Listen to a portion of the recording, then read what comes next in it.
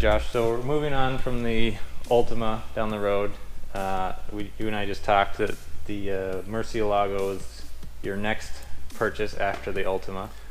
So what inspired the Murcielago? Yeah, so with the Murcielago, like I said, I've always considered myself a Lamborghini guy. I mean, my nickname growing up was Countach Josh, and I have always been just fascinated with Lamborghinis from a very early age. And after having the Gallardo, I really wanted the experience of owning the flagship V12 with the scissor doors. And it's an 03 Murcielago, so it's a manual, which is really nice. It's very difficult to find a manual Murcielago at this point. This car actually belonged to a gentleman in Portland who I knew previously, and I had seen this car a few years before at the Oregon Festival of Cars, and it's Monterey blue, which is just a absolutely gorgeous color. Oh yeah, seeing it in person, I'm pretty sure this is my favorite color. It is very. It's a really interesting color because it doesn't photograph the same as it looks in sort of natural light. I know, and I'm sure using the camera here, you're not going to see the depth that this blue has. Sure. It's just incredible.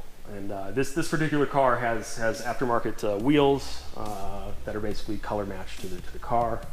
This was originally SP Engineering's test car back in the mid 2000s.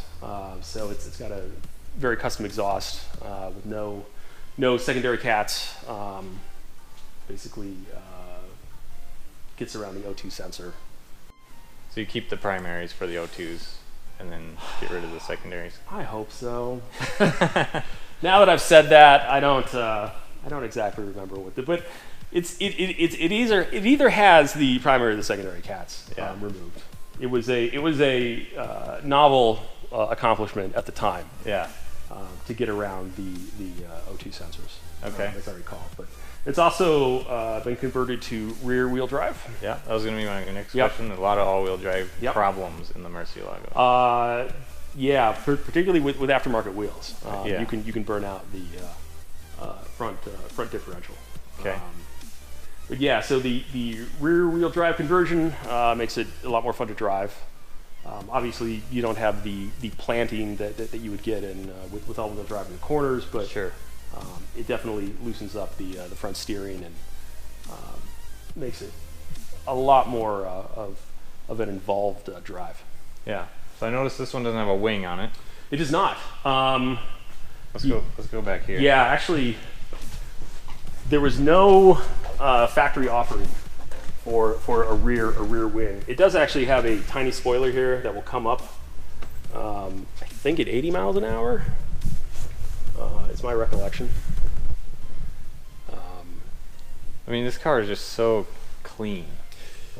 It's just, I mean, and I know you got the taillights are tinted here, which I think is just an awesome, what's the word I'm looking for? Awesome detail. Aesthetic touch. Yeah, I wish I could take credit for anything on this car, but I have literally done nothing to this car. It is exactly the same as the day I bought it. I plan to put it has a very antiquated motorized double din screen that I will pull out and replace with something Bluetooth enabled, and I'm going to put a carbon fiber steering wheel in there, and that's literally it. Okay. Probably redo the clear guard, but I mean it's a very, very solid, very, very beautiful car, and I feel really lucky to have had a chance to own and to experience this. Well, and I gotta say, I've seen a lot of pictures of Murcielagos, and your blue one with these super deep dish wheels, it's got to be my favorite. Well, thank you. It's just gorgeous, and we can't look at a Murcielago without opening the doors. Yep. So will you show us the proper way to open the door? I will show you not only the proper way to open the door, but I will illustrate the fabulous Italian security system that this has, because even though the alarm is off, it's still going to beep at me. Or not, whatever. Please steal my car. Yeah. And what's the official color of the leather, do you know? Oh, I don't. It's kind of a I cream. want to say, I'm trying to remember what it is on the Diablo, because it's probably the same thing. Is it snow corn? Snow corn. It might be snow corn. Speaking of corn, this car is a true unicorn, actually. It is a gated manual Murcielago. Don't see many of those. Yeah, it is. All of the 02 and 03 Murcielagos are manual, but after that, it is very difficult to find a manual. I've driven a E-Gear Murcielago, and it's certainly still a great car, but it's really special with the manual.